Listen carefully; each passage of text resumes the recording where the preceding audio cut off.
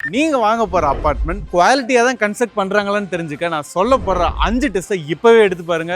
அதுவும் 5வது டெஸ்ட் ரொம்ப முக்கியம். டாய்லெட்ல இருக்க வேஸ்ட் மோட்டாரை சிப் பண்ணிட்டு 2 coat water proof chemical apply பண்ணணும். டாய்லெட் பிளாஸ்டர் பண்ணும்போது வாட்டர் ப்ரூஃபிங் கெமிக்கல் யூஸ் பண்ணி பிளாஸ்டரிங் பண்றாங்களா அண்ட் பிளாஸ்டரிங் பண்ணிட்டு அகைன் வாட்டர் ப்ரூஃபிங் கெமிக்கல் வச்சு ஒரு கோட் அப்ளை பண்றாங்களான்னு செக் பண்ணணும்.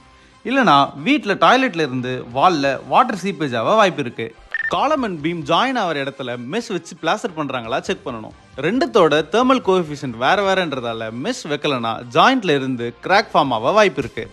ரூஃப் பிரிச்ச பிறகு ப்ராப்பரா க்ளீன் பண்ணிட்டு கட்டிங் மிஷின் வச்சு ரூஃப்ல ஹேக்கிங் பண்றாங்களா செக் பண்ணணும். ஏன்னா அப்பதான் பிளாஸ்டர் பண்ணும்போது ரூஃப் கூட பிளாஸ்டரிங் மோட்டார் நல்லா பாண்டிங் ஆகி இருக்கும். வால்ஸ்ல பிளாஸ்டர் பண்றதுக்கு முன்னாடி ப்ராப்பரா டயகனல் செக் பண்ணி பட்டன் மார்க் வச்சு ஈவனா பிளாஸ்டர் பண்றாங்களான்னு செக் பண்ணணும். லிண்டல் அண்ட் சில் லெவல் பீமை இந்த மாதிரி த்ரூவா கொடுத்துருக்காங்களான்றதை செக் பண்ணுங்க. ஏன்னா cut lintel or cut sill level beam கொடுத்தாங்கன்னா வால்ல இருந்து வர லோட் ஈவனா டிஸ்ட்ரிபியூட் ஆகாம கிராக் வர வாய்ப்பு இருக்கு.